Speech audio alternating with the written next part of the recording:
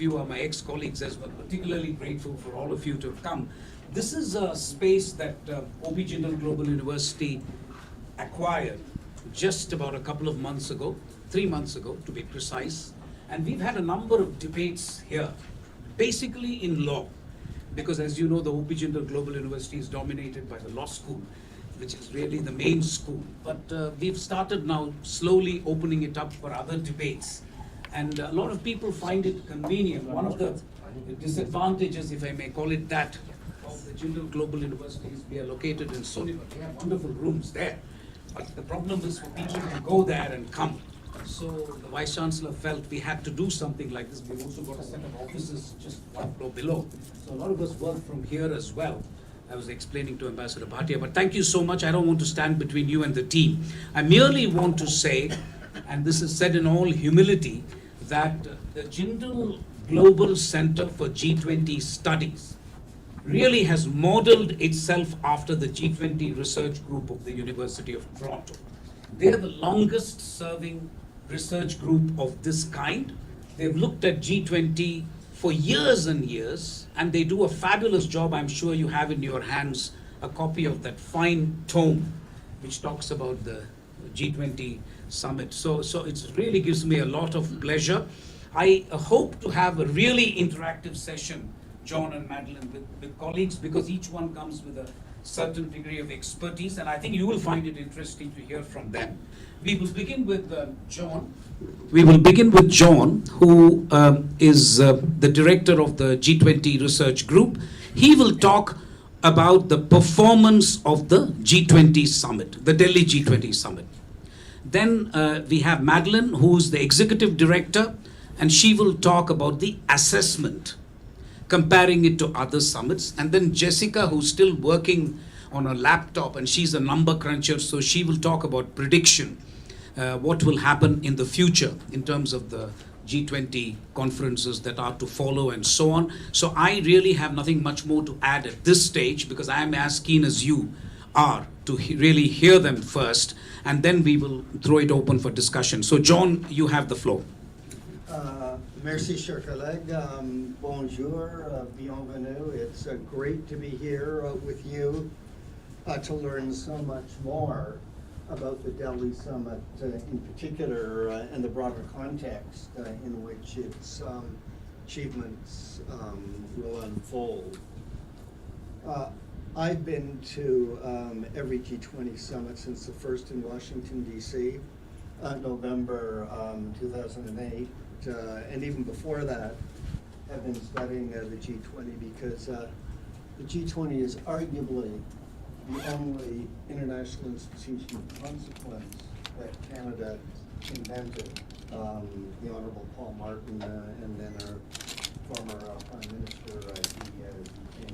So we were there at the beginning, and perhaps maybe too close. We have an objective global assessment of what it all means. Over these years, we've developed a particular framework for assessing the performance of each G20 summit, and I've applied it to the Delhi one, and that's the story I'm going to tell. The headline conclusion: the Delhi Summit produced a significant performance. And it's a story which unfolds in 3 parts. The first, halfway through the afternoon of day 1, the complete, full consensus communique with the revised passages on Russia's war in Ukraine, but also on all of the other things the G20 summit at this time had to address. So that was a noteworthy step forward. The second part of the story is if you look more closely at the actual commitments that were collectively made, there were many great gaps. And then the third story, it was at the very end of the summit, the end of the second day, in the concluding remarks of Prime Minister Modi, and a President Lula of Brazil that one could take great hope.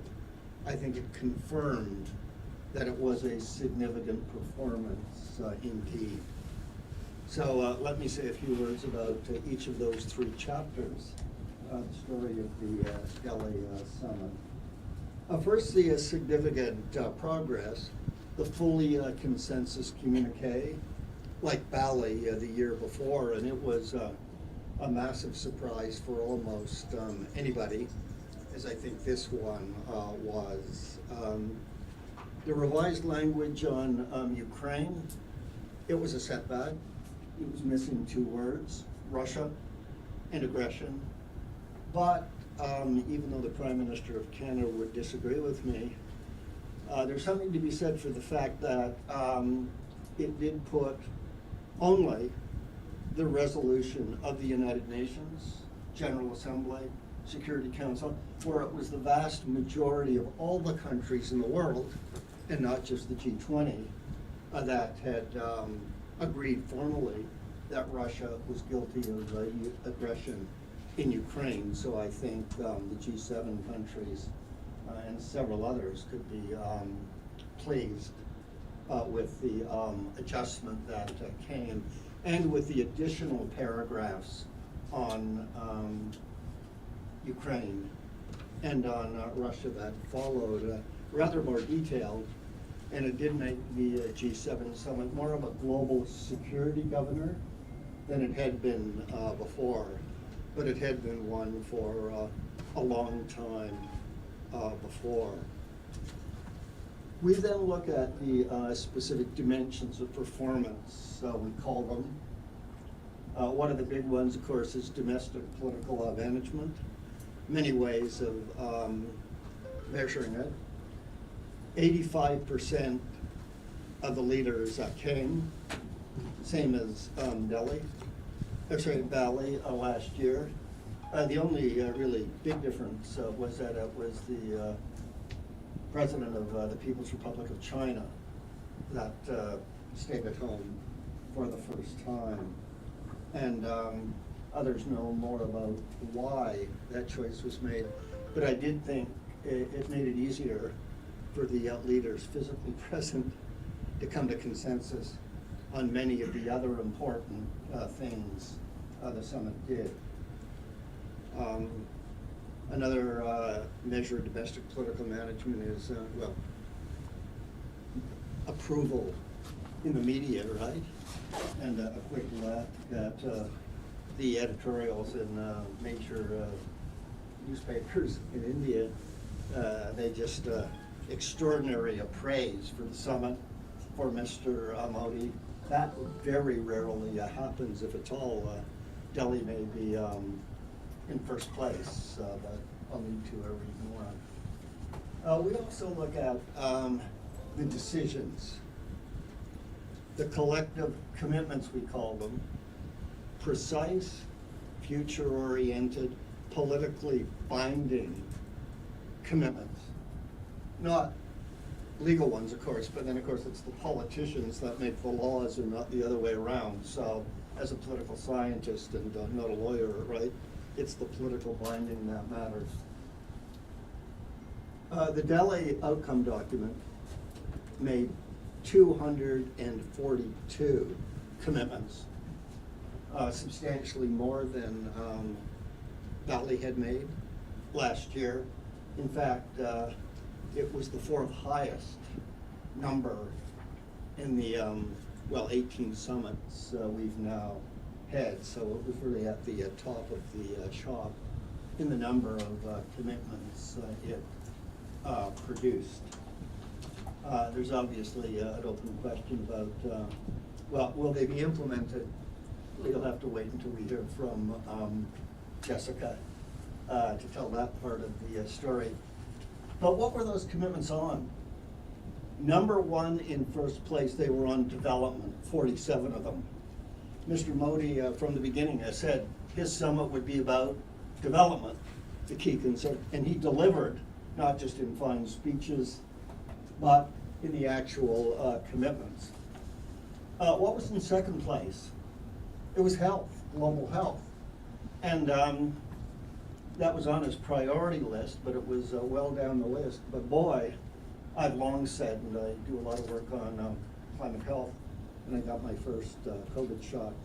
It was from India, thank you, right, the pharmacy world. But COVID is not only with us still, it's coming back, right, the new variant. So prevention, looking ahead.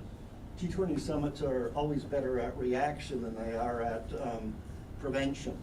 But this, I think, was the right time to put health in second place. Also in second place, and this was the big surprise, gender equality. Mr. Modi, of course, had said very innovatively, women-led development was one of his priorities. And in a sense, he delivered by, it's about 25 commitments on gender equality. But it wasn't just about women and development, it was about women in climate change, in health, and so many other things, so mainstreamed throughout. And due disclosure, as a Canadian, it's the Canadian Prime Minister who was the pioneer of pushing gender equality in the G20, soon joined by President Macron of France. But now we have Mr. Modi in the lead, so it's a shared north-south coming together. So I think we can all take pleasure in that. There were, next on the list, we come to climate change, to energy and the environment, that cluster. 51 commitments when you bundle those three together. And Mr. Modi, in some ways, as soon as he took the chair, had put the environment first. So with that headline number, it looked like he had delivered there. So much to be encouraged by. And does this mean, in the broader sphere, that the Delhi Summit showed it could provide effective global governance without the leaders of Russia and the People's Republic of China there? And if so, what might that mean?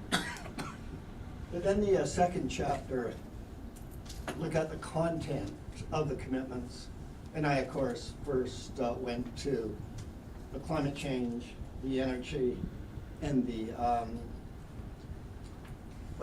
environment ones, biodiversity writ large, that integrated cluster.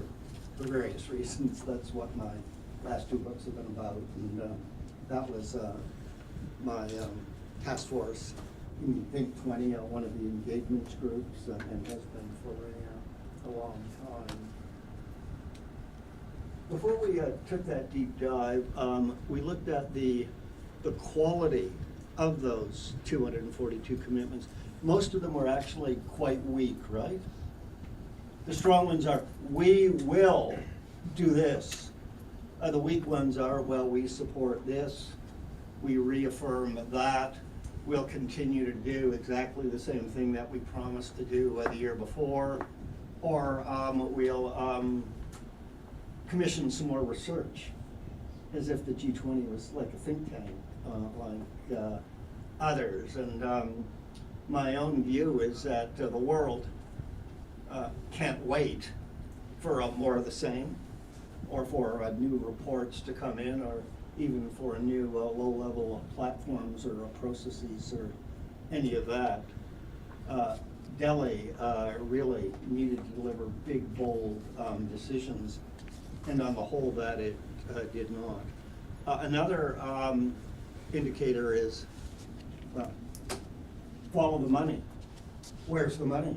There was no new money mobilized in the Delhi Summit. You can always change the criteria and come up with some number, but basically, let's say virtually no money. The second summit, April 1st, 2nd, brought to you by Gordon Brown, London, the height of the global financial crisis, or the American or Anglo-American term global financial crisis. At the end, they strode to the podium and said, we have just raised $1.1 trillion in brand new money, right here. Those were really big numbers at the time, and it worked. A few years later, Las Cabas, the big central crisis, was the European financial crisis, and would it go global? And on the spot, they raised $500 billion, all right? Compare that as a reference for Delhi, nothing. Fine words on climate finance for sure, but all of my friends in the small island developing states, well, Caribbean, Commonwealth Caribbean, want money, not words, and they got nothing right here, right now. We can look at two of the specific commitments, and you'll guard me Please. on the time. No, John, carry on. It's interesting. Yeah. One is the one that's often headlined, we will triple the production of renewable energy by 2030, all right? Okay. Target, triple, we know what that means. Timetable, yeah, 2030, it's around that much. Well, that's 7 years from now. Can we wait that long? Do we have to wait that long? But then in between, there were all kinds of words, escape clauses that we've seen before, and we can go through them. Another one, which I've been going on about ever since September 2009, Pittsburgh, Pennsylvania, one of the finest commitments the G20 has ever made, and it was brought to you, it was a joint venture between the United States and India. Manmohan Singh, Montek Ahluwalia, we will phase out fossil fuel subsidies, yeah, inefficient ones, in the medium term, which for anybody who speaks English language means about 5 years, all right? They've promised that to do that, well, 15 times now, and they haven't done it. They promised it again in the Delhi declaration, but it was we sort of not do it, but it was sort of strive to or intensify our efforts, right? We know, because I trust the figures of the IMF on this, that if they just kept that one commitment, implemented it, complied with it, they would save the hard-pressed taxpayers and treasuries of our country $7 trillion a year, which is what we need to contain the crisis of climate finance. We're not asking Just by phasing out fossil fuel subsidies, just that one thing. And not a new commitment, but simply to keep the promise they've made 15 times before. So that, I think, was a great failure as well. And Jessica will tell you that chances of them complying with that commitment are about 60%. So another big disappointment. But then we went into the final day, and it's really never over until the leaders speak at the end, because they can change things on the spot. So there were two, I think, great announcements in those final speeches that institutionally strengthened the G20 system as the center of global governance. More, but the two big ones were when Mr. Modi said, I'm going to hold a second Delhi Summit in about 6 weeks, right? Because it wasn't just a ceremonial, hand over a gavel to Mr. Lula, not just even to review progress, right? How are things going on the implementation? Was, he said, all the leaders came up with good ideas, and basically we didn't have time to move on them. So we're going to have a look and to then adopt more. So more decisions are in store. Development, of course, is the focus of that, but I would guess it's sustainable development and the ecologically sustainable development, and not just the old development that goes on and on and on. So I'm very much encouraged by that. And so my question to you is, well, what should the Delhi 2 Summit do? We really have to think about that, and fast. We've only got maybe 6 weeks. The other big one, and I'll end here, was when Mr. Lula spoke and outlined his priorities. And once again, he put the natural environment first, but now it was bundled in with one word: inequality. Inequality in several things, including, of course, food, which was his signature addition to it. And if you look at other things he announced, I noticed the 2 task forces. What is, a global alliance on climate change, right? So I think we can take great hope from that in adding to that, well, only genuinely existential threat. Finally, what I did note is he opened his remarks by saying, a few days ago, we had this big flood in Brazil and this many people died, and that is why I'm putting climate change on the agenda. That was a real shock. He knew his country was vulnerable, and I think even by the time we get to Delhi 2, let alone Rio in November 18th to 19th, I think, is it, next year, we will all have suffered from so many climate-intensified shocks, right? That will spur the G20 leaders to do far more than they did at Delhi on that existential threat. Thank you, John. I thought that was a brilliant tour d'horizon, as the French say, about the summit. I was struck, but there's just one question I want you to address, maybe after both the ladies finish and we have an interaction. In spite of everything that you have said, and I thought the analysis was superb, but why do you say it is significant then? And what is your definition of significant outcome? Is it 6 out of 10, 7 out of 10? But I leave the thought with you. Madeline, it's a great pleasure to give it to you. And you will talk of the assessment before we go on to prediction. Please. Yes. Yes. One of the things that we're most well known for is our compliance reports, where we take the commitments that John was talking about, and now we will start to monitor how well the G20 leaders comply with that, or the G20 countries comply with that. I'm not going to talk about that. I'm going to talk about another analytical exercise that we do that we're much less well known for, which is to identify each summit's objectives before the summit and then assess how well those objectives have been met. We like these measurement exercises. And by objective here, I mean specific goals that are set out by individual G20 members, which reflect what each member is striving to achieve at the summit, and also goals by issue area, so what the summit will achieve on, for example, trade or health.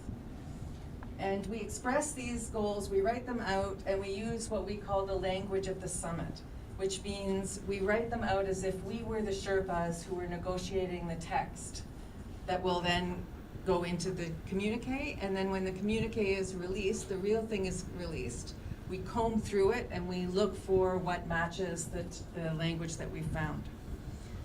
So I'm going to start by going through the issues, although I know that you're all very keen to know, well, those of you who aren't from particular embassies are probably very keen to know how India did. I'm sure that diplomats are also. And I will start by going through the objectives in the categories that we broke them down into 10. They're more or less the same categories every year because the G20 has an inherited agenda that it works on. And of course, these don't include those hot button issues which arise just before the summit arrives, you know, the things that your political directors have to deal with, like the situation, how they're gonna deal with the situation in Russia, or, of course, climate change is on the, has always been on the agenda. It's often been a contentious issue, so we do include that. So, we identified 5 goals in each category. So we had a total of 50 goals that we then looked for in the Leaders' Declaration. And I should stress again that we identify those goals before the summit, but I only actually received these reports this morning. So, and we haven't had time to review them, so I'm going to pretend that those are the final findings. What we actually publish might be a bit different. And we'll publish it in the next few days. I'm going to start with John's favorite topic, climate change. And by the way, he has not seen any of this. He didn't see the objectives that were identified by our researchers, and he certainly hasn't seen the results. So this is a kind of an intercoder analytical check for us on how well the summit has performed. Climate change came in last. Of the 10 that we looked at, it got a C-, which is a 60%. We had 5 goals. There was one that was acting on the pledge to provide $100 billion annually for climate finance. They actually got an A+ on that one by our text analysis, by reaffirming the 2010 commitment made to mobilize $100 billion in climate finance per year through 2025. And noting that the developed countries expect this finally for the first time to be met this year, so they've got 3 months left to do that. We identified a goal of agreeing to stop the World Bank from funding any new coal, oil, or gas projects. Leaders failed to mention that, so they got an F. The other 3 goals got a C- or C+, and here's an example of one that got a C+.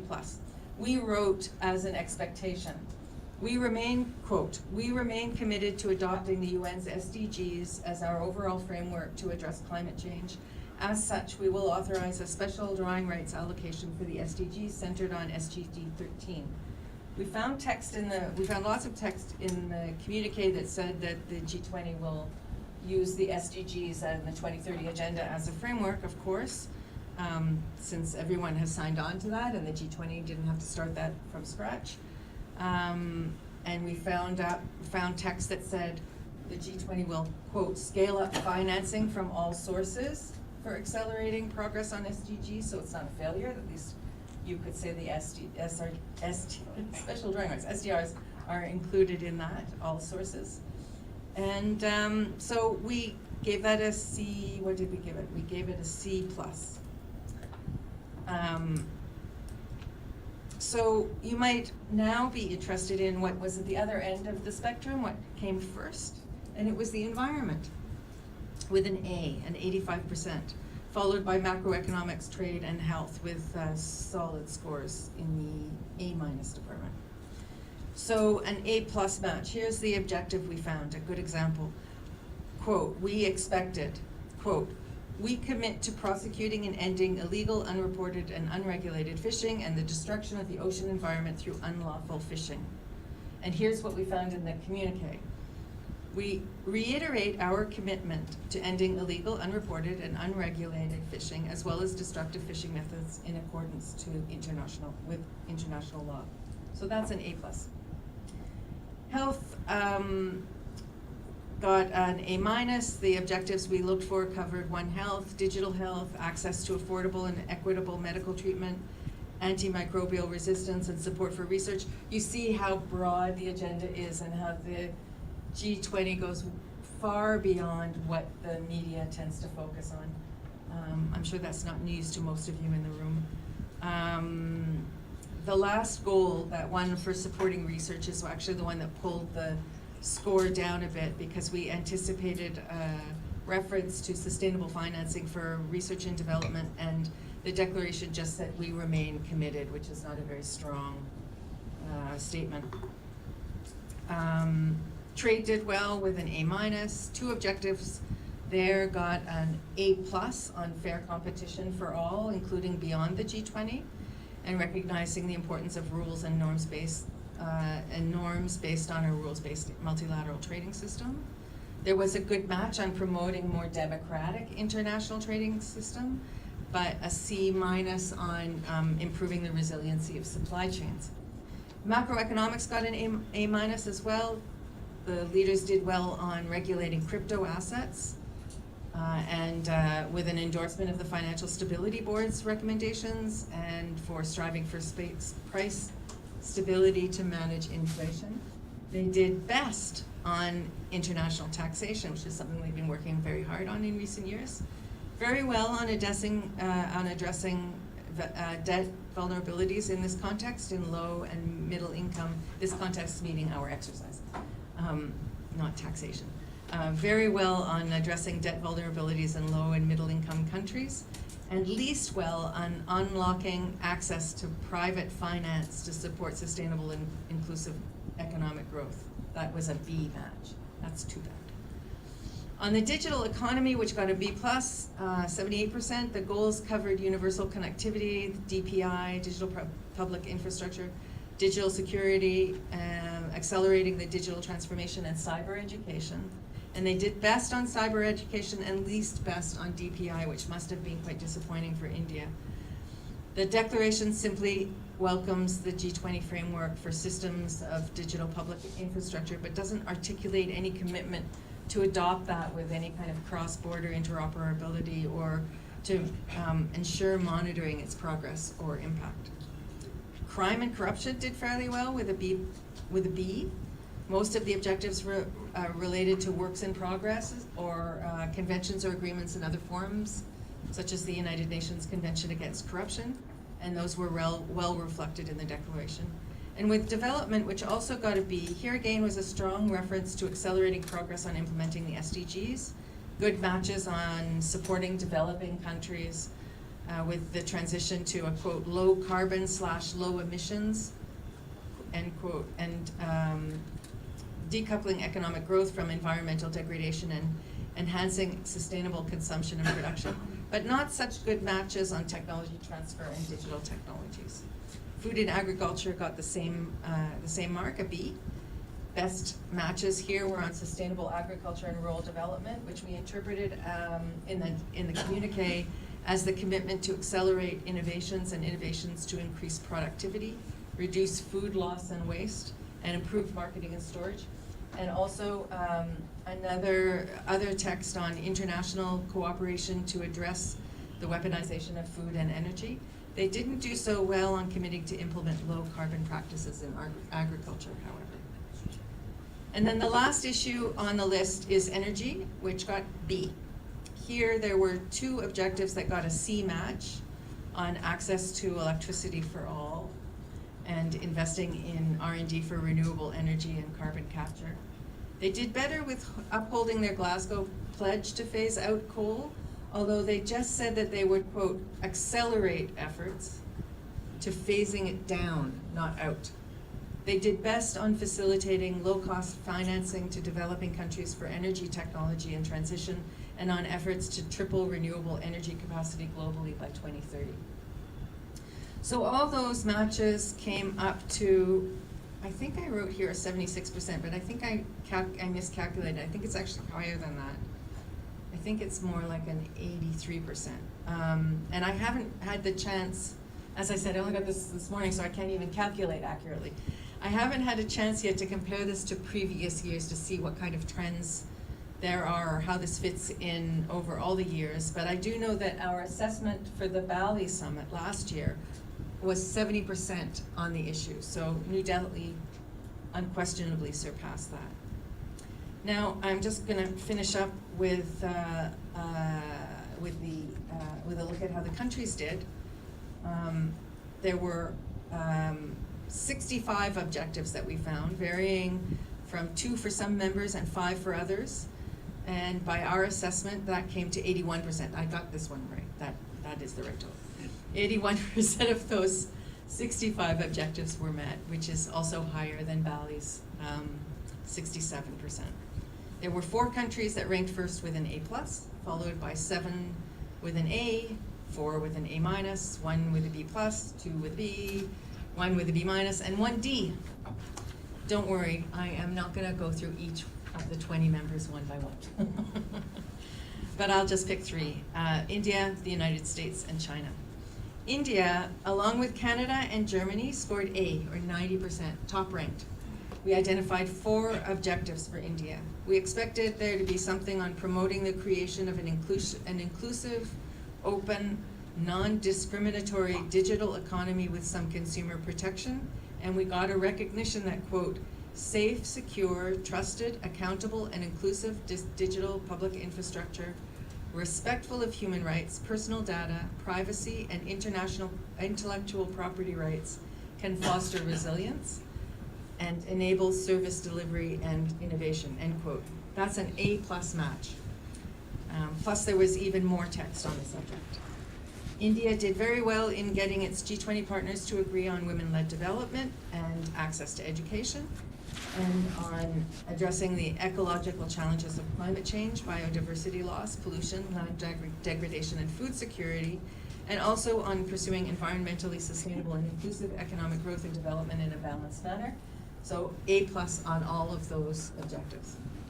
The United States was also in that top ranking along with those 2 countries with 90%. The 4 goals we set out were on reaffirming the climate finance pledge, putting gender equality and women-focused growth at the core of sustainable development, strengthening the global health architecture and working to achieve universal health coverage, and renewing the commitment to discouraging protectionism in trade, and market distorting practices. China came in the 3rd tier with an A- or 80%. We only had 3 goals here to track, and 2 had an A+ match. One was on accelerating the implementation of the 2030 agenda, and the other was on the need for, quote, a more inclusive and reinvigorated multilateralism and reform.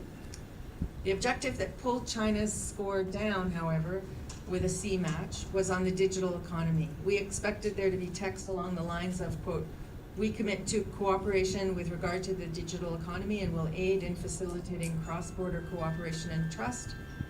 In the declaration, we got, quote, we will share our approaches and good practices to build a safe, secure, and resilient digital economy. Which country was at the bottom of the list? Turkey, with a D. We identified only 2 goals there, so it's maybe not a very good, a substantive assessment. But we identified 2 energy-related objectives, and neither found a good match. And I'll end there. Thanks. Thank you, Madeline. I almost took me back to my university days, giving me A and B and C. Anyway, but fascinating, really. Thank you so much. And I now have great pleasure in introducing to you Jessica Rapson. She's a senior researcher. What attracts me to her work is her number crunching ability. She's an engineer, so it'll be fun to hear. I think instead of A, B, and C, you may hear other things now, so I'm looking forward. Okay. You all right if I stand up? Yes, please. You should take a microphone. There is a. I can be quite loud. I think it's being live streamed, right? So You're might sure need you don't to- need a mic, please? Well, if it's being loud. All right. No. Hello, my name's Jessica. I'm thank you. I'm a master's student in statistical science and machine learning at the University of Oxford. I also have a master's degree in public policy from the University of Toronto. Some things I work on are like predicting flooding, extreme weather forecasts, and human trafficking. And today we just have so much data available, and we have the tools available to kind of make use of this data and develop predictions that we can use to kind of help make systems more effective. And John's team has contributed to adding a lot of this data. Since the first G20 Summit in 2008, his team has gathered data on samples of compliance, so how well the countries actually or the G20 members actually perform with the commitments they make at the summit since the very first G20 summit, and that's for all 20 countries in the G20. So that's a lot of data. They have about, I think, 200 students at the University of Toronto who works to build this data set. So I was given the task of figuring out if we can use all this data to kind of predict how well these countries, these members of the G20, will actually follow through with the commitments they make at the summits. because this information might be very useful in figuring out which members maybe need more support in meeting their commitments, and kind of predicting how effective these meetings will actually be. Because if the members aren't actually following through with their commitments, this is really little point to the G20. So how is this done? There we go. So this is a example of some of the data that we might consider. So this is various features of the summit, and then their effect on historic compliance, or effect on how these members actually follow through with commitments. So things like mentioning democracy or human rights tend to have a really high association with the countries following through. Potentially, maybe these are something they would have done anyway, or maybe they're just easier to follow through on than ones that move around money. Holding ministerial meetings before the summit also has a quite large effect. That means the plus 30 there means that if you have a ministerial meeting, a meeting of the ministers in a relevant subject area held before the summit, it increases the odds of complying by 30%, or at least it's associated with a 30% increase, which is fantastic because the Delhi Summit held so many ministerial meetings prior to the summit. There's also some effect of having a same subject official level body formed. And the country itself being the host, because often when a country is the host, they're maybe more motivated to follow through, and they also produce a communique that's more suited to the direction that they're going in anyway. Also varying effects of different areas. So I don't know how well people can see from back there, but some of the most historically successful ones are ones relating to social policy, international cooperation, information and communication technology, with some of the lowest ones being gender, education, and trade. And also some countries who have played host historically in the past have had a higher track rate of getting more compliance with the commitments made at the G20. So the United Kingdom, as a host, has historically had pretty high compliance after their summit. And finally, there's differences between countries. So here's just an example. So the European Union and the United Kingdom historically perform quite well. Italy, Japan, and France perform a little bit less well. But I think we're in India, so we might as well talk about India. So there is variation for countries. So some countries perform better in some areas than others. India is great with macroeconomic policy. 84% of all macroeconomic commitments made at past G20 summits, India has complied fully with. They're also quite high with labor and employment, international taxation, terrorism, international financial institute reforms, so like the WTO, and financial regulation. However, there are also commitments that India is less likely to meet. Those are trade, the environment, gender, infrastructure, and crime and corruption. At about 41%, they met those. So this also changes over time. You can see this is just a few that I picked out for India. You can see how compliance with energy commitments has kind of decreased over time, but it looks like maybe environmental commitments, maybe the compliance is increasing for that. But the idea is we can kind of take all this data, and instead of having like a chaos and a mass of these images that, it's very hard to kind of understand all this data comprehensively, we can build it into a single tool. And we can use this tool using AI, machine learning, to kind of make predictions that leverage all this data from all these different areas and produce really good predictions about how well these members will perform. So I don't know how technical you guys want me to go here, but it's a random forest binary classifier, 500 trees, 8 variables at each split. I can talk about the math in more detail if anyone cares. That's more my area, so I would probably babble on about that for the entire presentation. Instead, I'll just show you pictures of the tool. So it's available online.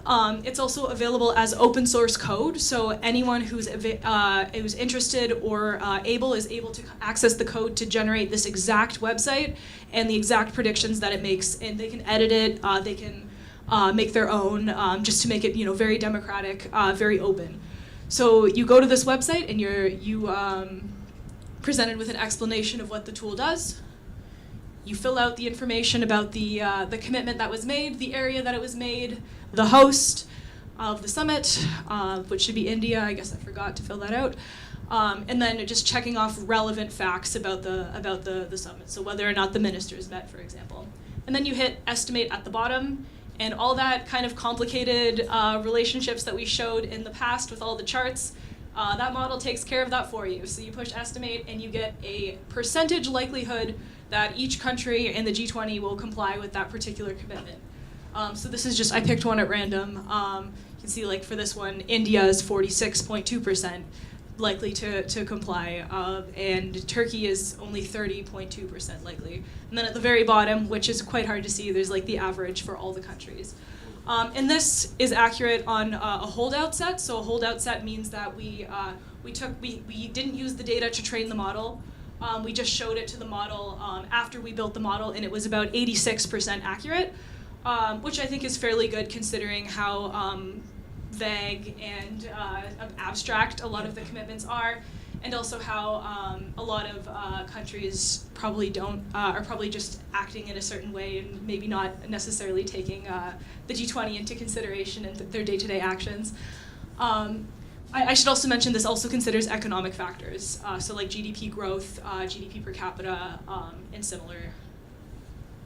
So here's just an example. So I've actually used this tool to evaluate every single commitment that was made at the Delhi Summit. So John mentioned there's, I think, 241 that were made. So I ran the tool on every single one of those just about 5 minutes ago. And the average amount that were complied with in full, our prediction is about 57%, so just a little bit more than half. Historically, I think about 54% of the G20 commitments have been met in whole, so this is actually above average, slightly. And I also did it for India just by itself. 54% are expected to be met, so slightly less than average, but still quite high historically. And then I just picked one example just for India, just to see how granular we can get with this. So this commitment I just like. We will work to successfully implement the decision at COP27 on funding arrangements for responding to loss and damage for assisting developing countries that are particularly vulnerable. So that's relevant now, I suppose, with climate change and disaster. That's India's predicted score, predicted 57% likelihood of India meeting this commitment. So we can do that, and then you can do it for every area. So this is very tiny, wow. This is India and every single issue area that was in the communique for this year, and the likelihood that it's going to follow through. So India is predicted to do really well in health and climate change, development, ICT, digitization. Not so well in infrastructure, trade, and education. And I can send this slide, the slides to people if they want better quality images. I don't think you'll be able to see much in a cell phone photo. Unfortunately, this is very tiny. But yeah, so this tool the idea is to use this tool as a resource. We've sent it to all the Sherpas, so they have access to it currently, to be able to kind of predict which countries maybe need more help in complying, and then also to be able to get an idea of how effective a given summit will be. And we hope that the Sherpas will take advantage of this tool and maybe hold additional ministerial meetings as necessary, or even provide financial funding to some countries who maybe might be less likely to meet specific commitments for maybe material reasons. And that's everything. Should we move to discussion? Where's Mohan? Yes. I thought that was quite brilliant, right? Very nice. So one thing that I would request is that if all of you can leave your emails, mail IDs as they call it, if you're interested, then we will request Jessica to send you. I think just after the Sherpas in her life, you are the most important. She has sent this information to the Sherpas, so now she'll send it to you. So, no, really, seriously, I at least want it, but those of you who are interested, kindly leave it with Barunesh, my colleague, so that we can send it off to you straight away. So, I think it's not a free this thing, although I can request some cold drinks to be made available. Thank you. So that, but that's not free. Sorry?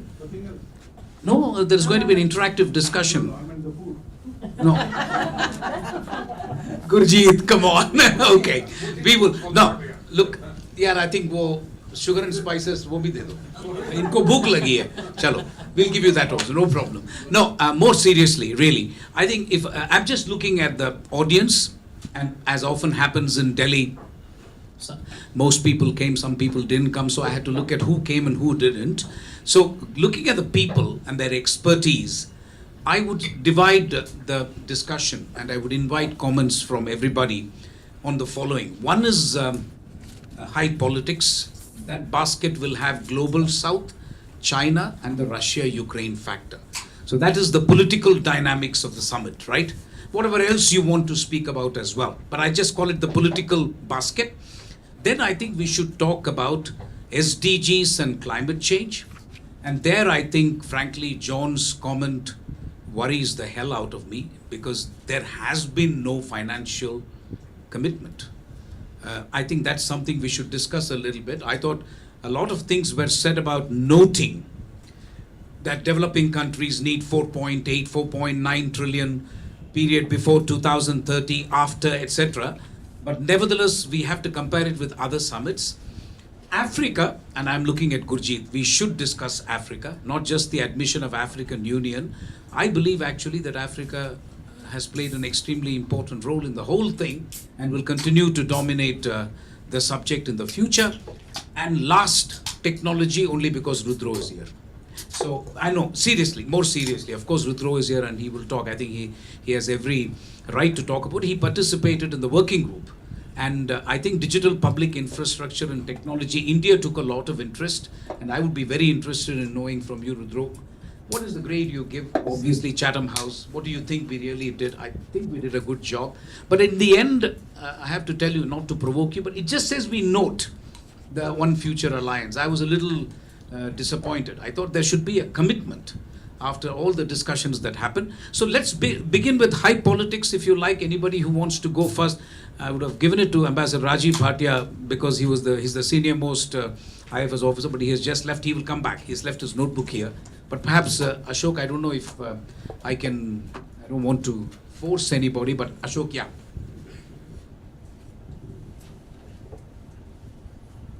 By the way, I should introduce him, Ambassador Ashok Kant, who was our ambassador to China, but before that he was our High Commissioner to Sri Lanka and a senior colleague of mine.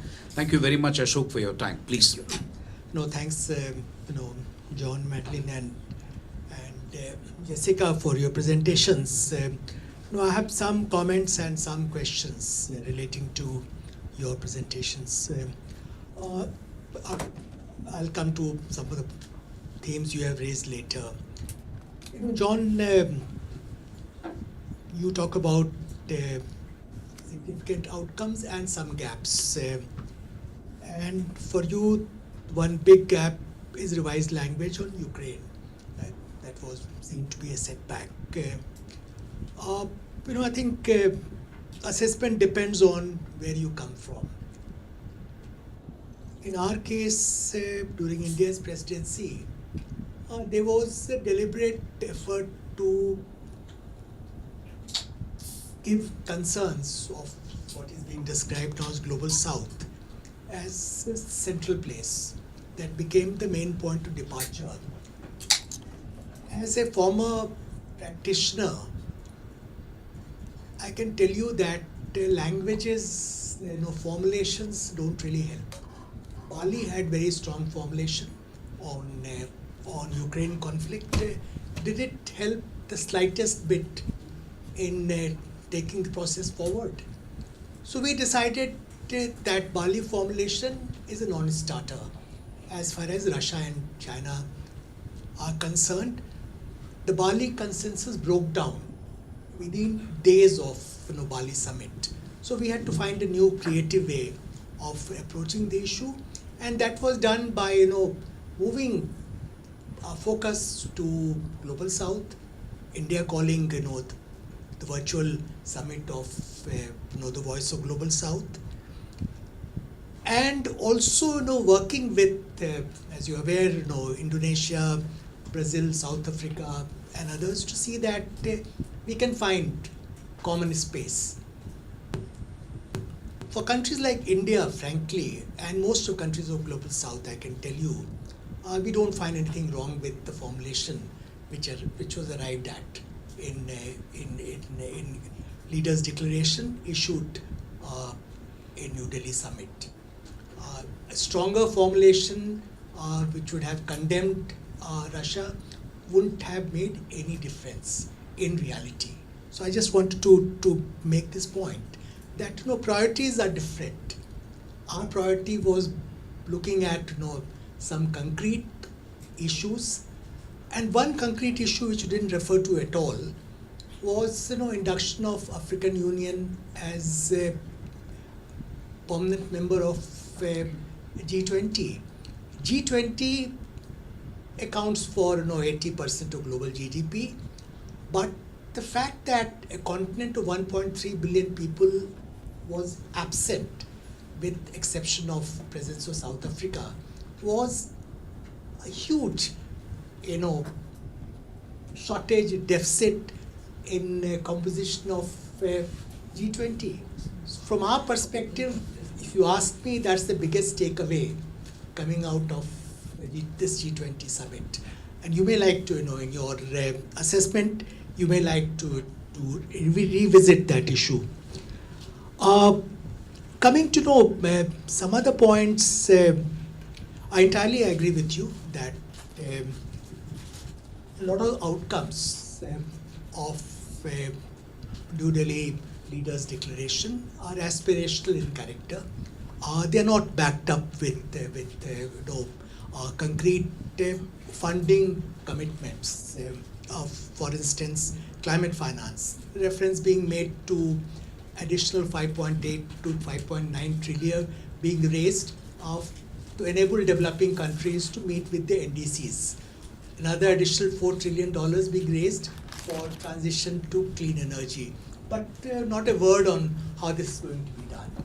Developed countries have failed to live up to their commitment to provide $100 billion by 2020. This time we are told that it will happen in 2023. We are not holding our breath on that either.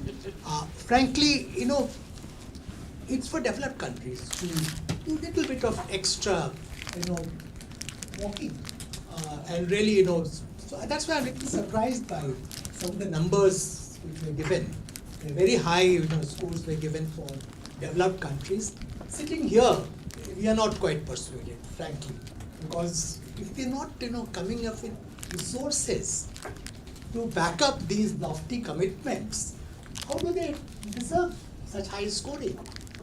So this is a thought I wanted to leave with you. Madeline, coming to your scoring, first I wanted to understand whose objectives. When you're referring to objectives, who has decided these objectives? Let me just complete. Who's rating? On what basis? Did you take into account, did you just only consider Leaders' Declaration issued on 9th September? Correct. Yes.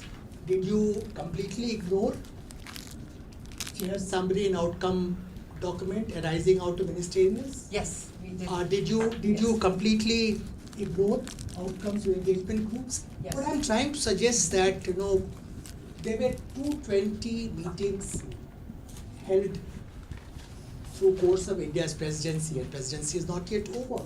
How can you only look at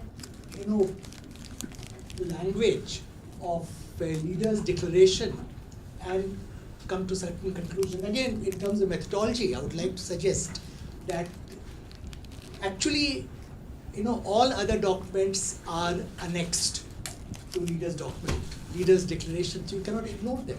They are as much part of Leaders' Declaration as the main text. So this is another thing I wanted to leave this thought with you. Then methodology, frankly, I will request you to explain. I am not quite clear how this rating was done.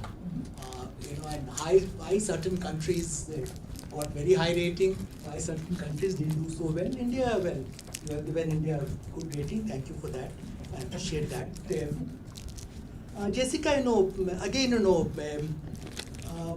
you yourself mentioned that these are abstract commitments.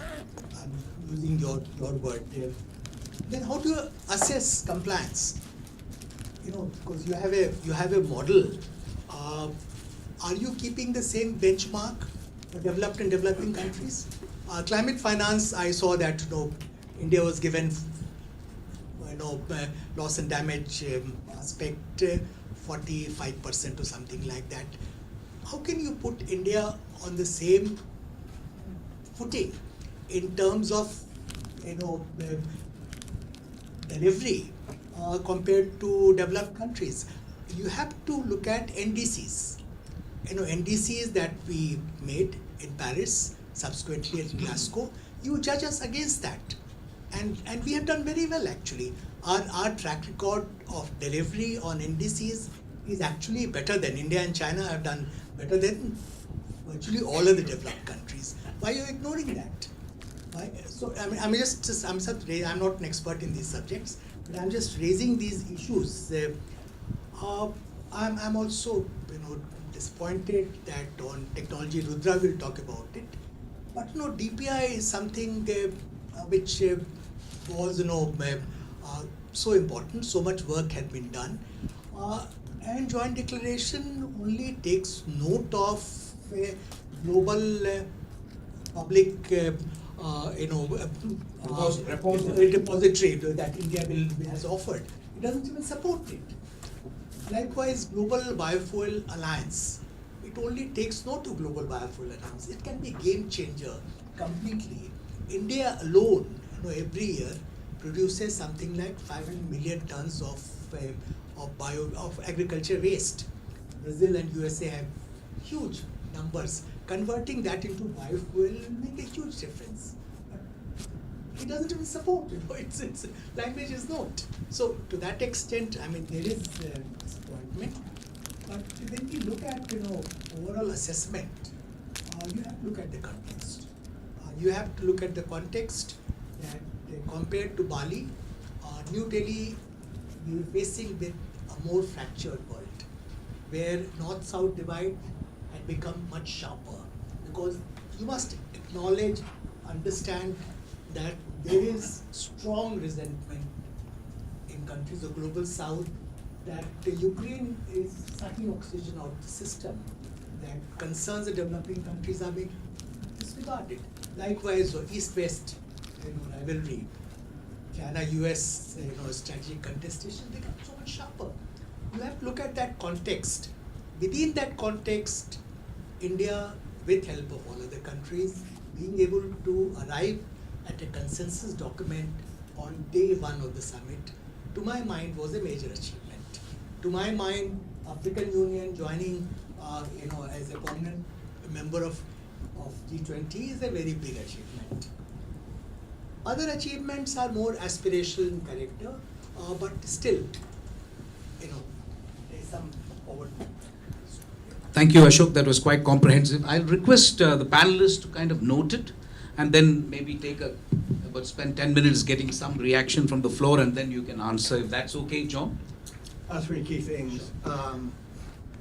The language on Russia's invasion of Ukraine was not in my great gaps. It was in my significant progress.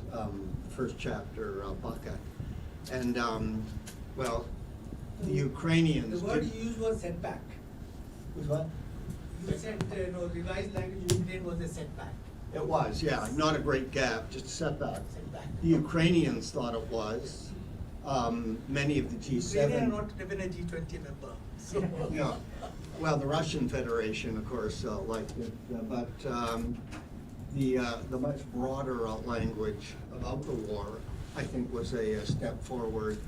And of course, as I mentioned, saying only what the vast majority of the UN members have said, for anyone who reads those resolutions, all right, that would be the main message. It's basically almost all of the whole world. But final point on that, the war in Ukraine will be won and is being won on the ground and not in the communique. So I think we can relax about that. The African Union, the G20 was created and its members were defined if they were systemically significant states.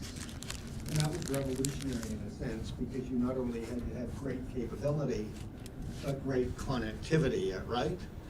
The financial crisis brought that to a central light. So the basic question is, does the African Union, as an actor in world politics, have great capability and great connectivity with the rest of the world? So my snap judgment is no. So you can expand the criteria. Geographic representation, very big in the UN, but it wasn't when Paul and Larry selected the members. But if you think it's a good idea just to add more and more and more, there's language about other regional organizations, right? Will be next in line, which ones and where will it end? I think we had 41 people speaking at the Delhi Summit, right? So it's really tough that the real leaders could look each other face to face. And from the very beginning, 1999, a second African country was chosen, Nigeria. It was significantly, systemically significant. We're still waiting for it to give it its seat, and we could say more about that.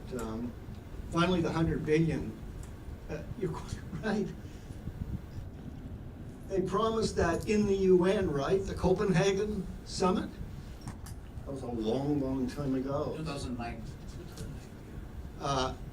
The leaders, say the OECD ones, if you want, at Delhi could have just taken out their checkbooks and wrote a check from their own governments to get up to 100 billion, and then it would have been, we did it, let's move on, right? So that was a major disappointment. One permit, just one query I wanted to leave with you. When was the last time, after the initial years of G20 as a forum really came up with specific funding stream or commitments which have been delivered? Mostly they have been aspirational. Well, I mentioned the two biggest ones. There's other smaller ones, but 1.1 trillion at London, $500 billion at Los Cabos, Mexico, and there's other ones on the food and stuff of a much smaller scale. But just one more thing quickly. About half of the 1.1 trillion was just having the International Monetary Fund, which the G20 members totally control, do what our central banks at the national level do. It's called monetary policy stimulus, just make money. It's special drawing rights at the IMF. They did it for the financial crisis at London. They did it again for the COVID crisis at Rome 2021. If you think, as I do, that there's a climate crisis now, and a debt crisis too, why didn't they just agree to do it again? We agreed to issue more SDRs. Maybe these ones would all go to the Resilience and Sustainability Trust, right? So many ways in which they could have mobilized money, but they didn't decide to do any of them. Thank you, John. So I've got two people wanting the floor. One is Ambassador Gurjeet Singh. He was our ambassador to Germany, but before that in Ethiopia, writes quite extensively. Sorry? Ambassador to AU also. Of course, the ambassador to Ethiopia is also there, quite right. So anyway, he writes on a whole lot of things, including G20 and Africa. But Gurjeet, you have the floor, and then Mr. Manish Dabade, Dr. Manish Dabade. Thank you. So as a practitioner, I never realized there's a world like this, where what we do is actually analyzed and counted, and every word is given a mark. So my compliments that you did something which I never even knew what somebody was doing. So on the other hand, I think as it's been said, I never looked at the G20, or for that matter any summit, as somewhere where achievements would be counted. The whole effort is to bring together people to think alike. And this G20's main achievement is this, that when the UN Security Council is broken, the WTO doesn't work, the WHO is under suspicion, whole world is cracking up. So what we pulled off is saving the G20 for the future. And saving it from whom? The clutches of those who have run the system for so long, plus China, which is equally responsible, but pretends not to be. Now, pulling the weight of the global south was extremely important. That's the only way you could turn the G20 to focus on issues.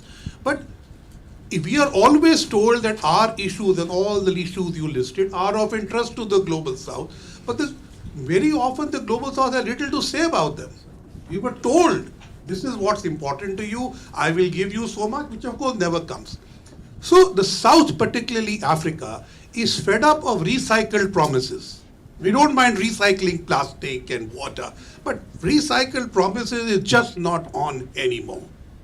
So what was missing was a fund of the global south by the global south. This is something which I thought we should have done. I mean, it's good to say Indonesia, India, Brazil, and South Africa together will give leadership to things.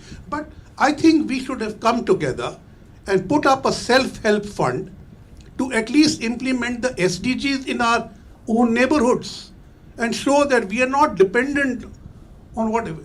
Now, there's so much hope put on the World Bank, and we are talking about climate. The World Bank's charter is still not conducive to doing all that, and yet you giving marks to G20 to hope it will. It's not going to be able to do it.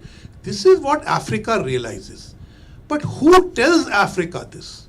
Nobody except India. So India has this, so a lot of people ask, how come Africa got in now? Africa got in now because they knew India was the only chairman of a G20 ever who was going to listen to them and do it. Otherwise, they have been trying for years. So when African Union passed a resolution in February, they said two things. We want to pursue a permanent membership of the UN Security Council, dreams die first, and a membership of the G20. That's the dream which lives. So that is where I think India responded. Now this is where is India's strength. We have always responded to African requests and priorities. So you see the whole process and how that was guided. This is somewhere in your analysis is missing. That how much of the global south was reflected in this agenda. That factor I did not see anybody mention. Okay. But I think Africa sees that. But now coming to what you very practically said, is African Union capable and is it ready? I don't think they are capable. African Union lacks the capacity. I have dealt with the African Union, I know. But then that is where we need to be focusing our attention in building their capacity. There are a large number of Pan-African issues which are actually G20 issues. So those issues we should work with them. What happens typically in the African Union, some partner goes and runs their policy for them by funding it. And then everything else gets ignored. We must build their own capacities. Secondly, the fact that only South Africa was a member was jarring to much of Africa. I think many people don't realize this. South Africa is not Africa. And Africans don't think South Africa represents them. So therefore it was very necessary to bring the African Union in. If they felt so happy with South Africa, why did they request us that please bring us in? So I think, and they did not wait for the South African presidency to do that. And if you see the BRICS, South Africa's record on bringing in real Africans remains dismal. Right? I'm going to stop there. Thank you. Gurjit, thank you so much. What you're being given is not a gift, it's just food. I want to clarify. They're beautifully tied it with a bow and all. So I thought maybe you guys think we're bribing you or something. No. Okay, okay guys, the speaking order is as follows. Dr. Manish Davade, you have the mic, following which Ambassador Rajiv Bhatia, following which Professor Baba, from the Jawaharlal Nehru University, then Ambassador Manjeev Puri, and then Rudro, last word. Well, we will still, okay, Absolutely. So let me finish this round first. And then, of course, I'll give the three panelists a chance to respond. That's, I think, easier. Okay. Dr. Manish Dabade, I would suggest 5 minutes. That way we can get more and more people in. I want to force Kathleen to speak as well, not to mention Nandita. So thank you. Thank you. I'll be very brief. Thank you for all excellent presentations. Since Ambassador Kumar talked about high politics, I'm just curious to know how China has seen the G20, and did you see, in fact, deviation, especially in India's presidency? I'll be as brief as that. Thank you. That was short and sweet. Ambassador Rajiv Bhatia, I think you have mic already. Thank you very much. I'm very familiar with your work. Over the years, we have been following your computation and your application of mathematics and computer engineering onto international relations. It might be somewhat new to many of us, but you have developed a very big body of knowledge, and I compliment you. I've also visited your university and met some of your colleagues. So we are here to learn from each other, and so I have only two small questions. One is, in the history of G20 summits, have there been instances when in a 2-day summit the declaration was announced or issued on the first day? That is the first the question. Second is even more basic. I understand that in UN Security Council there are two kinds of members, permanent members and non-permanent members. But I understand that in G20 there is only one kind of member, which is member. So in that case, from where does this word permanent come, which figures in the Delhi Declaration that AU was accepted as the permanent member? So I would be very interested if you can throw some light on this permanent thing. Thank you. Thank you, sir. Professor Bawa, you have the floor, and then if I can request, if you can give it to Manjeet, sure. Thank you so much. Very quickly, when you think of an institution which has been around now for almost a quarter century, designed in the last century in the current context, still informal, I think that's extremely important to emphasize. That means it's outside of the entire multilateral arrangement, but it is a self-organized multilateral. A self-organized multilateral which, in its own sense, internally is setting an agenda which is held up to its own members for commitment and compliance. Nobody else is held up. There is no political pressure on compliance. If you don't get it right, and on Madeline's grading system, since I'm a professor at the university, you don't get your A+, it doesn't mean you're not going to the next term. You're still getting on with it, right?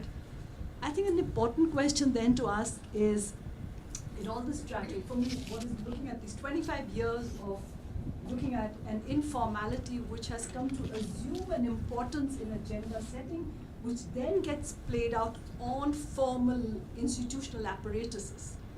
Has there been any cross-tracking of what happens when the G20 sets an agenda here? And in terms of the objectives, how much do they get reflected horizontally and vertically on other institutional structures? To be looking at crossovers which are happening, which then shows the political shift in what has been informally arrived at, and how does that make its way into a formal agenda? Like, if climate is important here, and in the last 3 summits it's moved, and you're saying that it's not moving, it's not getting enough attention 1 year from now. But then what happens to reach the Paris Agreement goals, right? And if there's no additional funding and commitment on that, for me, that is the important point to look at. Like, does the informality offer the space to build that kind of consensus among this 80% of gravity of the world to then take it to the formal structure, which is easily then going to come through? And in that case, then getting the African Union in, irrespective of capability and connectivity and what have that, but there's a political buy-in which will then happen at the formal institution. That for me. And just on the data sets, just a very quick thing, you ran it. I was interested, given the disparity of regime types over here, the issue of compliance. I mean, where does that, as a self-regulatory, right? I mean, there's nobody, no marking internally. You can't come and check on me whether I made it to grade 2. But how do these data sets then reflect regime type? But that would be really fascinating. You mean democracy or autocracy? Right, or like, you know, if they have their own internal kind of a thing to look at it, okay, like, you know, say it's a democracy or elections or systems, does that reflect the ability to, because then ultimately any of this will translate to local level, right? I mean, if you're looking at what we have said, we're not using gender, but we're using women-led development, right? So if there are more women-led schemes getting announced in the next, you know, say budget, that would show kind of like, so in the sense of going beyond just the declaratory, but how does the political apparatus of regime types then influence, do we see an automatic greater compliance? Or like, if you're the next one in line in leadership, does that mean more compliance? If you look at it comparatively, like 2 years down the line, did I see a more compliance because you were next in line for leadership? Does that put you into more of the public persona, where, you know, you then think that I better get some of it right because I'd score better? Thank you. You'll see that we not only provide food for thought, I'll say no more. Because this guy provoked me, na? My good illustrious friend. So thank you, Guji. Manjeet, and then Rudro. First Manjeet, yeah. John, do you mind if I stand up, because I can't see you otherwise? I want to thank you very much for drawing attention to Pittsburgh and Los Cowboys.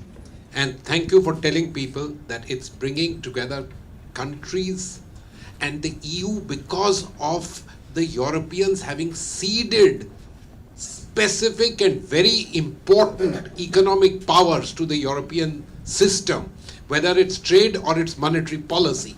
That's why. It's not because it's just bring 27 good-looking chaps into a room. These were the 3 most seminal points. My little question to you, the first one, is if the G20s, especially a summit, doesn't have a focused agenda, it becomes a mini UN. And we have headed in that direction. 83 points. The last UN document only left out disarmament because the big boys couldn't agree on it. You know, this, and now with the African Union joining, we actually have the mini United Nations. We have 50% of the United Nations who are hanging around in the G20. And so it's not a back room where, as you said, the big leaders can look at each other in the eye and take decisions, which is what happens in the United Nations, by the way. And it happens in the World Trade Organization and everywhere else where serious, if not hard law, but semi-hard law needs to be passed. It doesn't happen in this kind of 50-member people making things, no matter who you are. This is one of the important things. I just want to have your views on that. And lastly is the political thing. What are the European leaders? And I'm leaving President Biden out. That will play out in the election syndrome that is taking place there in the US. What are the European leaders going to tell the opposition leaders that they will face? Let me ask Mr. Rishi Sunak, Mr. Olaf Scholz, and President Macron. What are they going to tell their leaders?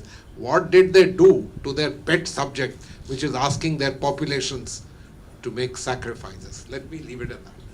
Thank you, Manjeet. That last point is very valid. Rudro?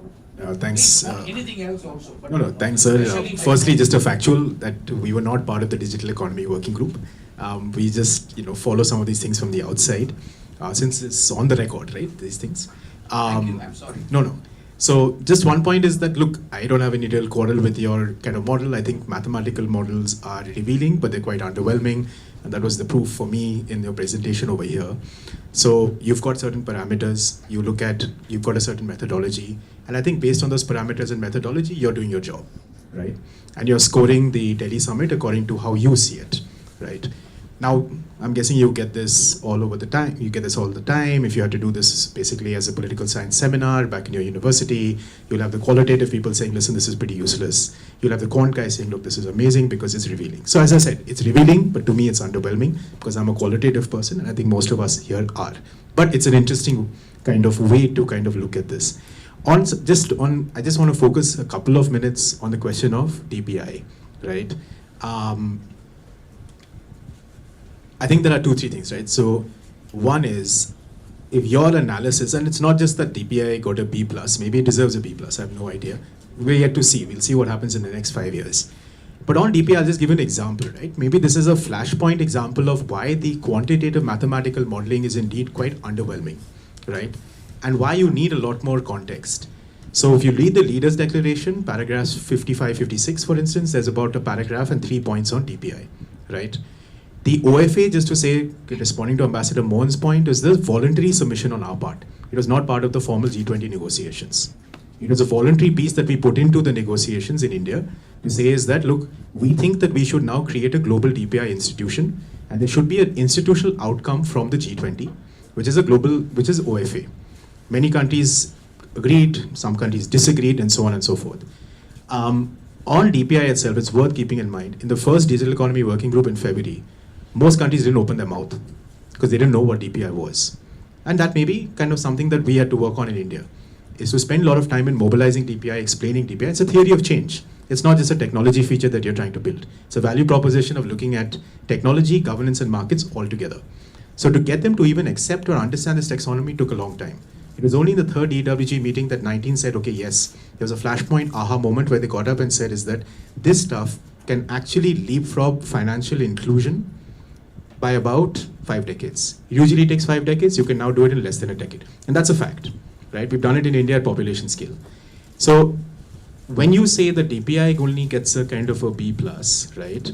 I think that's fair. From a leader's declaration perspective, if I had to look at it and say where does it fit, I'd possibly also give it a B+. You got the declaration. If you look at the space, time, and the taxonomy you're using, I think it's fair. But what you're not doing, and I think this is something you may want to consider, is adding some contextual flavor to your reporting to make sure that you're providing a fair judgment to those reading your report. Maybe, think about it in terms of what did DPI achieve? We have an 80-page note on DPI that is agreed. It's a consensus document agreed by 20 jurisdictions. It's called the Global Partnership in Financial Inclusion.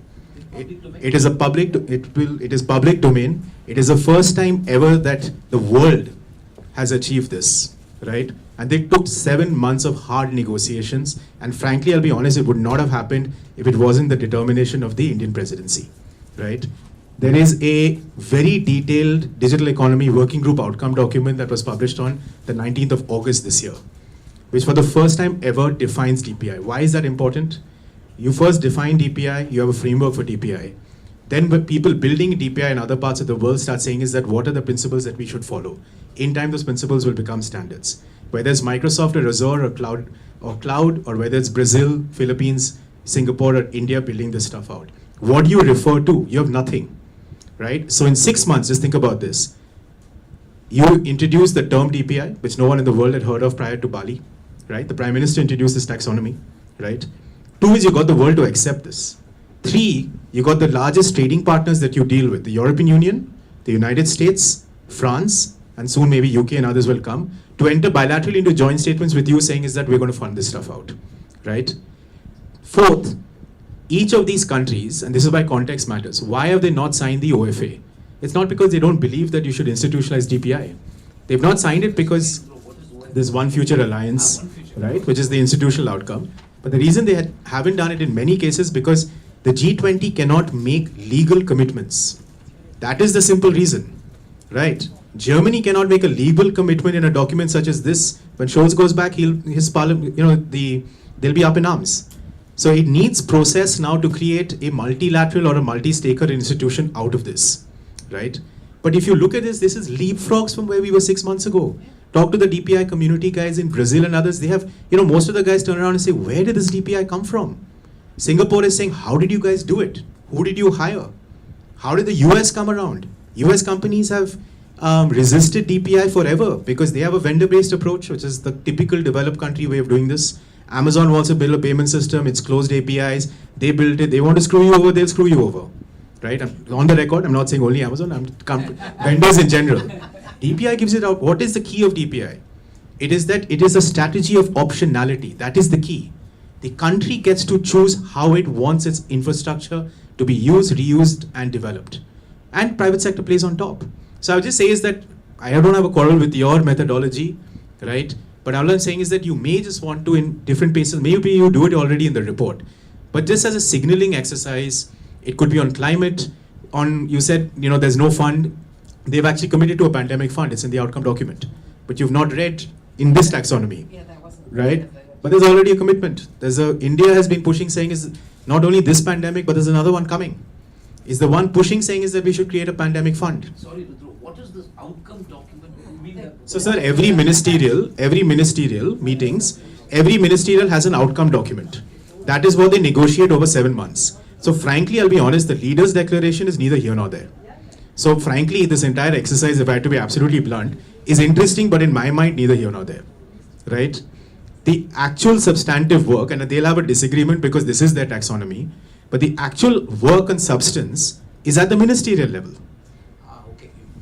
I got it. Then from the ministerial, you pick up paras that you're able to put in the leader's declaration and prioritize out of the 84 paras, what is most important and what is not. So you are saying, and I'm I just don't know, so I'm happy because I'm here. This is my view. Yeah. The 13 ministerial meetings which were held, and each one of them has an outcome document and a chair summary. Yeah. Chair summary is useless because it's No. Same document. It's the same document. It's called the chair summary and outcome. I know. Yeah. But, But they're all consensus yes, based except paragraphs on Ukraine. yes, I know. No, Ashok, that's precisely what I'm saying. The chair summary, I'm saying, is not important because it relates to the damn Ukraine issue. No. It's written there. No. Footnote mentions except these two. So I'll give you an example, sir, what you're saying. The digital economy. They constitute part of the chair summary. Yeah, the I'll give you the digital economy working group, right? Although it's a DPI, but because the US and others want to kind of do this whole Ukraine thing constantly, there is actually an asterisk, there's a geopolitical section in the ministerial outcome document, which is there in almost everyone, Yes. with an asterisk saying Russia does not agree to the language, China does not agree. Apart from these two paras, there is 100% consensus on the outcome. And that's what I'm saying. And Yeah. these two paragraphs constitute the chair summary. No. Because No. it is not the outcome. It's in the document. It's Bali It's not. formulation. It's not a chair summary, sir. It is part of the outcome document. Russia, China agrees with the outcome document, So just- barring these two paragraphs. Just an asterisk. Yeah, that's all it is. But your objection is that we are not looking at the ministerial. No, there's no objection. Actually, what I'm saying is, I think what you are doing, I think makes sense from your perspective and how you've been doing it for the last 10 years, right? All I'm saying is what you may want to You will do, need You're 2,000 making your students. life more difficult. we're saying is, and maybe you do this already on your website or report, all I'm saying is, I think you may want to just message that there are other ways to understand this. You're losing the control of the meeting. Thank you, sir. I needed this vote of confidence. Thank you. Thank you, Rudro. Please, introduce yourself also. It wakes I'm everybody up. Abhinav. I'm Abhinav Pandya, CEO and founder of Usana's Foundation. We are a think tank working in geopolitics and security based in Udaipur, Rajasthan. So Thank you for coming. Thank you very much, Ambassador Kumar. I think most of my points have already been covered by some of the eminent speakers here, but just a few observations. First of all, great presentations, great data, great facts, and I guess this is where Global South needs to catch up in making evaluations and grading and all that. But I mean, this is really helpful to create knowledge, but I think sometimes these instruments and tools can also be used to set the narratives, discourse, and drive the agendas. But overall, it's a useful exercise. A few observations. I guess, as already mentioned, India's presidency is taking place in much more challenging and a fractured world order. And secondly, my question to Jessica, you made an excellent presentation on the various factors impacting the commitments, fulfillment of the commitment. So I guess the three factors, if you can take into account, first, conflict and civil wars, religious extremism, and the nature of the governments, whether dictatorship, democracy. I mean, how do they impact the fulfillment of the commitments? And in that context, I would like to know the state of Pakistan, or let's say China, or even various African countries there who are being subjected to dictatorial governments. And secondly, I'm also interested in knowing about the impact of this India, Middle East, and Europe corridor in economy and strategy both. And I guess my last observation is regarding the new changes that are taking place in the world. So we are just seeing the rise of a new world order. I guess this is the time to also engage religions in global discourse and negotiations. Christianity has the observer status at the UN, where on the other hand, the other religions don't. So I guess the global leaders talking on politics, society, and development also need to engage religions so that we can benefit from their wisdom and from their insights. Thank you. Thank you very much. last round of questions, because then I'll have to ask all the three panelists to respond to whatever they wish to respond. So, our Tong from the Chinese Embassy. Tong, you have the floor. Thank you, thank you. I'm Wang Tong from the Chinese Embassy. First, thank you, John, Madeline, Jessica, for your wonderful presentations. I much appreciate your methodologies and models. You know, creating methodologies like this sometimes is not without controversies. So you've got to measure. You've got to measure. I've done it when I was in university, but still, I think it's a creative method to look at the perspectives and also to look at how those implementation, how the commitments are well implemented. Well, I'm not going to take a deep dive into your methodology. Well, I do want to echo some of the concerns about the methodology by Ambassador Ashok Khan and others. You know, because I work in the embassy, I'm an observer, analyst, practitioner, and also participant in the G20 process this year under Indian presidency. And I also watched how the summit was hosted in Delhi from a very close range. I would say this is a challenging year, you know, at a time of tectonic changes and the global turmoil. It's not easy to bring all countries together, not physically, but in terms of mind, to create consensus. So in that way, I think we all need to say big congratulations to India on successfully hosting this summit. Congratulations to India, and also as members of G20, this is congratulations to us all. And you know, I would like to share with you some of my observations, maybe three key takeaways from my perspective regarding the summit. So I would call them 3 C's. One is the chance for peace. People talked a lot about Ukraine, geopolitical tension this year. Obviously, it almost handicapped the consensus building process this year.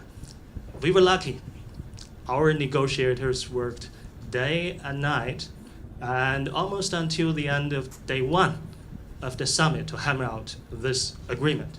Last year, it was really difficult too in Bali. But what I'm saying is we need to draw lessons from it. On Ukraine, our positions are crystal clear. We want dialogue, diplomacy, negotiations. We didn't create this crisis. The crisis was there because of certain reasons. If those reasons are not well and properly addressed, new crisis, we can't forget 2014 and all the way to what happened last year. G20 was not a geopolitical platform. It was not created to discuss these kind of crises. Obviously, there are other more proper platforms. Of course, as we look forward to September, October, there will be other UNGA meetings, more proper platforms to deal with these issues. Absolutely, we hope the crisis will be able to be addressed, it will come to an end, and we very much hope peace will prevail. But let's be honest, we can't always allow those geopolitical issues to be imposed on a forum which is not designed to tackle those challenges.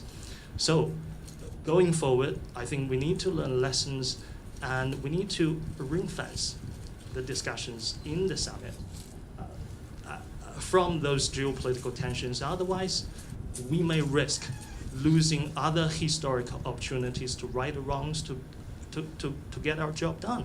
Maybe next year, during next year's summit, definitely we don't hope to see the crisis to prolong to next year, but that's my first point.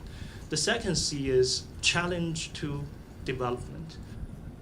G20 is so important because it was created to address developmental issues in 2008. I mean, G20 Summit. I was involved in the creation from the Chinese perspective because at that time, the expectations on China were so high. We got phone calls from Washington to help create, we can't do it alone, to help create this G20 Summit.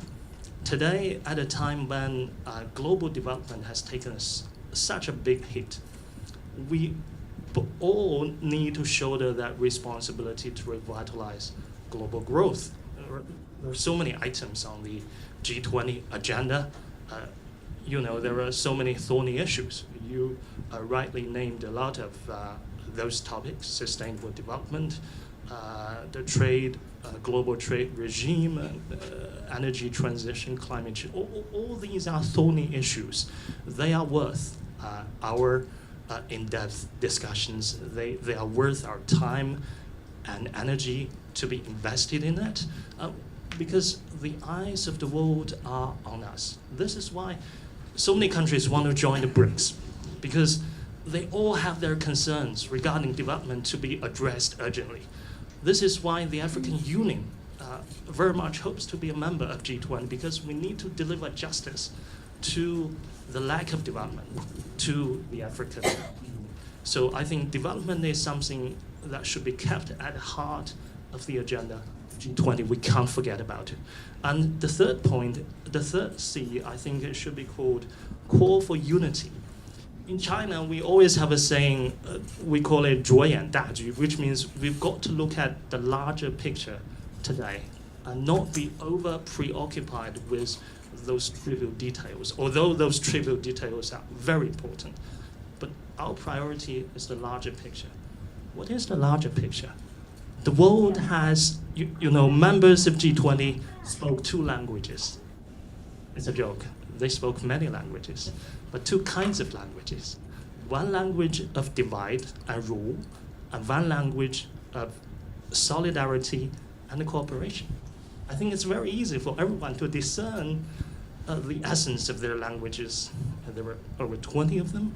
I don't need to name who's speaking what language. You know what I'm talking about. But this is a world that is undergoing great transformation. There are countries who play games. On one side, they want geopolitical tension. They want great power rivalry and competition. They want bloc confrontation. And here, at the other side, they want multilateral engagement, coordination, and cooperation, which brings in every major power. Do you think that strategy will succeed? I doubt it. And there are many countries, including many of those in the emerging world, in the global south, disagree with that approach. And there is another language which supports solidarity and cooperation among every country, among all of us, because we are living in a common community. Our destinies are shared. Climate change, energy transition, trade, who can separate one country from it while talking to others to find a solution? I think impossible. So we need to resist the Cold War mentality, the zero-sum politics, to really find a shared solution to the common challenges. And that is the only way we can get a job done. Next time we meet in Brazil and going forward, I think that is the central challenge we've got to give answers to. Thank you. Thank you. If I can introduce him, because I think some of you may know him. He's actually the Director for Policy Research in the Chinese Embassy. But thank you so much, Tong, for coming. Anybody else before I give the 3 panelists? Kathleen, last word? No? Yeah. Okay. Anybody else? Okay, fine. So maybe, John, I give it to you first, and then Madeline, and then Jessica. Let me do my best. To my friend from China, I do disclosure, I'm affiliated with 3 of the finest universities in China, and that Chinese is the 3rd largest language spoken in Canada, and that is how we measure things back home. Let me say that we're all deeply grateful that the People's Republic of China set aside its initial objection to the United States hosting the G20 summit after South Africa did. So we had that unanimous agreement, including the PRC, in the Delhi Declaration. Now, the United States is only one of Canada's 4 next-door neighbors. I may come to the others in a bit, but yeah, thank you very much. To the beginning, you're right. We need a global fund for the global south, and my good friend Akam Steiner had an initiative for Delhi to announce $500 billion as a fund to get his beloved and our beloved SDGs back on track. The only good news, and I ended with this, if he can't do it at his UN summit, his high-level meeting, and only one of the 5 leaders of the Security Council members, P5, are gonna show up, that's Biden, because it's in his country, all right? Then it's up to the Delhi Summit too to do it. So let's give it another big push, right? Valley, I'm reminded by Madeline, did issue a declaration on the first day. No, it was on the second day, but it was in the morning before the summit was over. Okay, so. It was well before the summit ended. Yeah, and I think there's understandable reasons. Diplomats, you know, if you don't get it out, it leaks, and then it can be misinterpreted, and nobody gets the credit. Transparency. Permanent, yeah. The AU has been at the table as a quote-unquote invited guest for many, many years. The other one that comes to mind, Spain, which claims to be, I mean, some of us think it's a guest. They think it's a permanent guest, right? So the African Union has leapfrogged, but I guess it means that AU representatives will be fully involved with equal voice in all of the ministerials, all of the working groups, and I don't know if they have enough international civil servants at the headquarters in Ethiopia to go one-on-one with our friends in the United States when they're wrong, as they sometimes are, for example, or others. That's the capacity. Political pressure on compliance, there's 2 things. One is the media, if they're doing their job, and that's where our compliance reports come in handy. And we do issue them in advance, both the interim and the final, to all the stakeholders of the governments, and the feedback we get suggests that there's many civil servants, all right, who say, actually, you missed all the good stuff we're doing. So they seem to care. We don't know if, by asking the question, they're inclined to do more faster than they otherwise would, but one step first. But ultimately, it's the leaders. They know when they make a commitment, they're going to meet again within a year, face to face. And it's very easy. You promised last year that you would do this, and I agreed to do that, which you wanted, and then you didn't do it. You betrayed me, all right? So that's peer pressure at the highest level. Sadly, sometimes it turns into a peer protection when none of them comply, but they don't call each other out. So we have to watch that dynamic very well. The European Union is a supranational state to a considerable degree. One of the great scholarly puzzles is the European Union tends to always be the top complier with G20 commitments, usually along with the British. I know about the British, right? I'm, part of the Anglosphere. But about the EU, even though I come from a complex federal system, I don't know why. So maybe you can tell me why they always comply so highly. But I know it's great to have the EU from the start as a full member. Oh, and almost from the start of the G7 too, because it's the same thing, all right? So if you want promises made to be promises kept, boy, we really do need the EU. We're hoping the African Union, can follow in the Union footsteps, if I could. We use multi-methods in many ways. It's tough, because if you're a summitologist, right, you really do need to know what leader said what, where, and when. And were they joking, or did they really mean it? Were they red lines, and what the side payments were, even if not articulated? So trying to reconstruct every word that was said at a summit is tough. I've only been able to do it completely for one of them so far. But we just don't count words in communiques, the whole compliance, right, is looking at what governments actually do.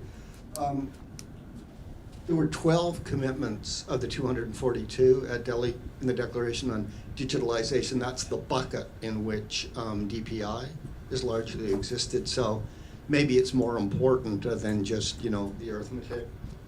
The digital ministers meeting made 11 commitments. The ministers of the environment and climate sustainability made 133, so maybe DPI. But it's obviously a research question when we start where DPI did, working groups, and then how long would it take for it to become where you started, right? The G20 has created 2 secretariats of its own for special functions. One is the Financial Stability Board. The other is the Global Infrastructure Hub. So I don't think we're going to be able to get it at Delhi too, but if there's good reason to have, and I'm inclined to give those who know the benefit of the doubt, a G20 DPI, whatever, if that's what we're looking for, why not? And then, extremism. Let me end with that, because we share the pain of our friends in Sweden, right? I guess back there it's about burning holy scriptures. In Canada, it's having parades with floats that not only call for an independent Khalistan here, but celebrate the assassination of an Indian prime minister, right? So I think the language put in there at Indian initiative is a good step forward, even if though it is said, and I don't know that some of our friends in the European Union objected to it going in, but we've had Canadians killed from terrorism at home. So I think that's a political security issue, and it's an extension of what the G20 has done for a long time. The Christchurch language at Osaka comes to mind. John, if I could just thanks. Madeline, we'll be done in 10 minutes, guys, yeah. Yes, I won't take long.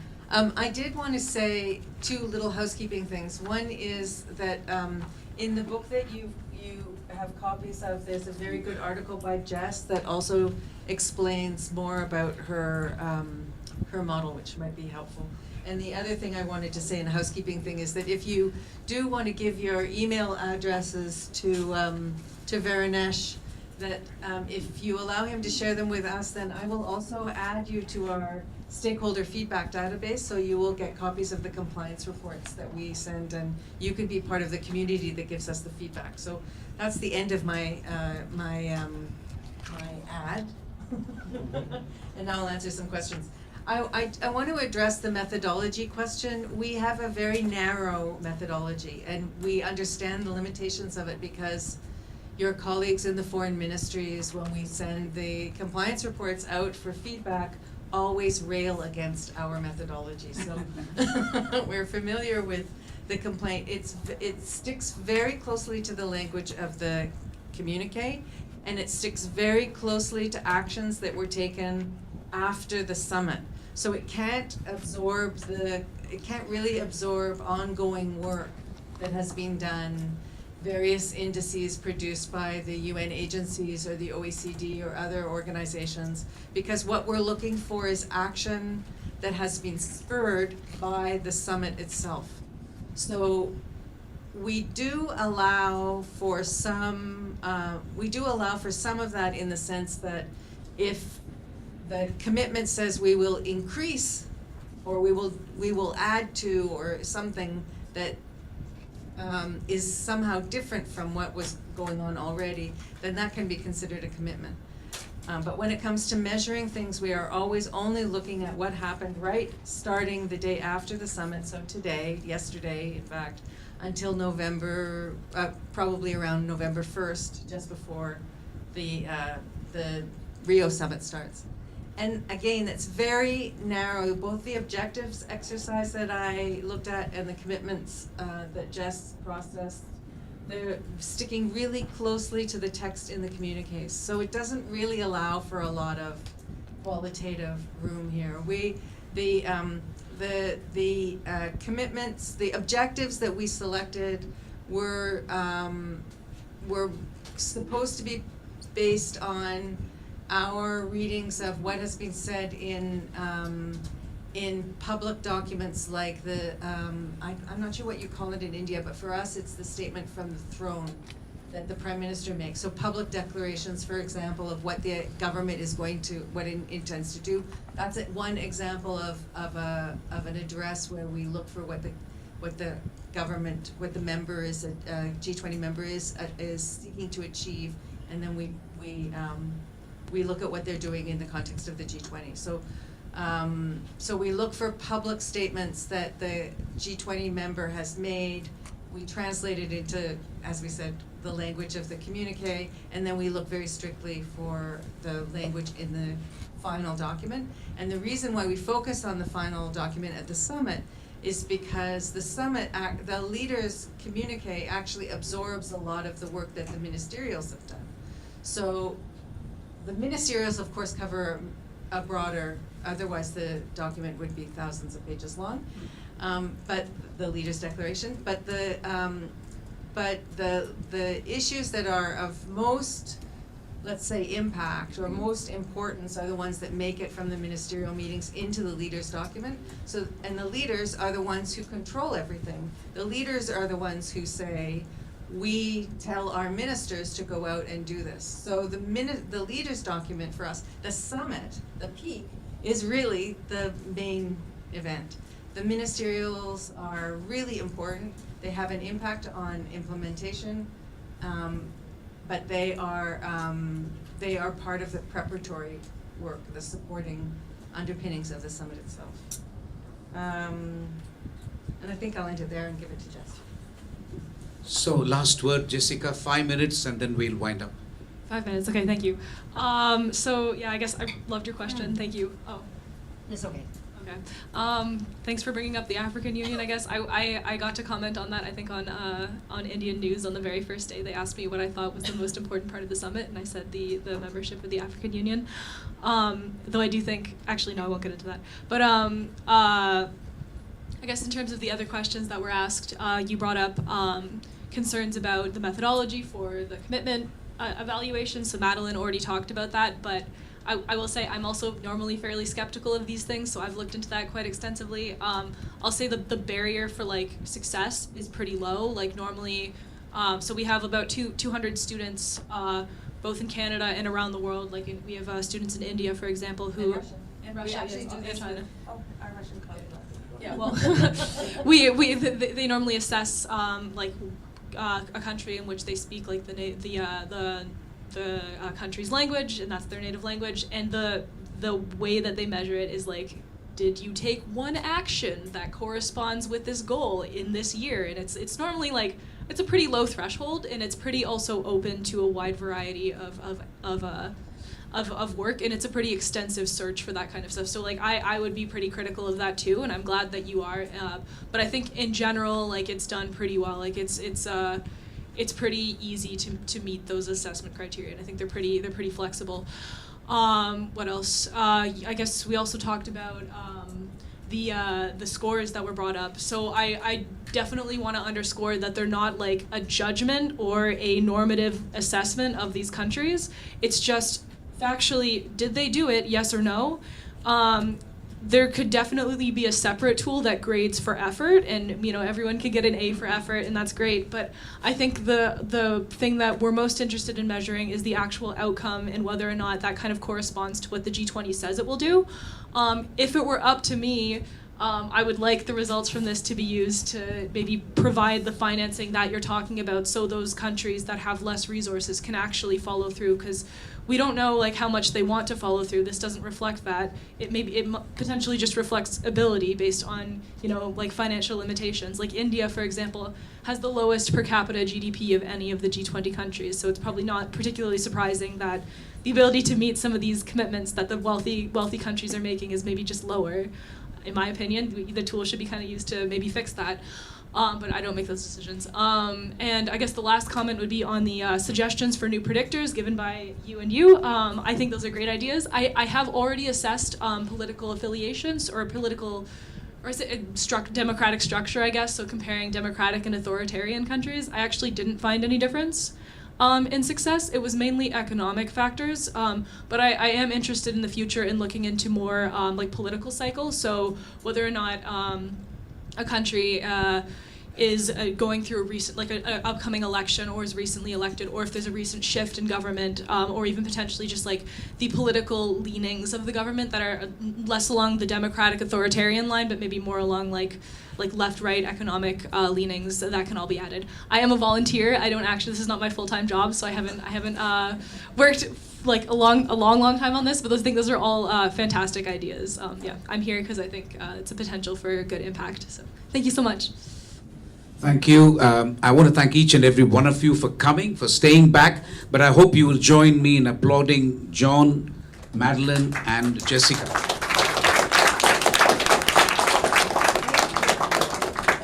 Thank you very much, and have a nice evening. Thank you. Okay.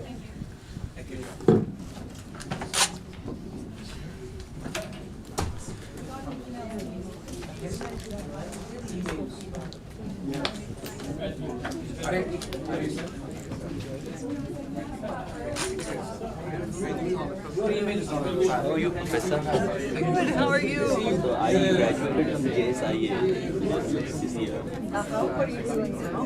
So I'm working in the media now. Yes, where? The media. I'm working in the press.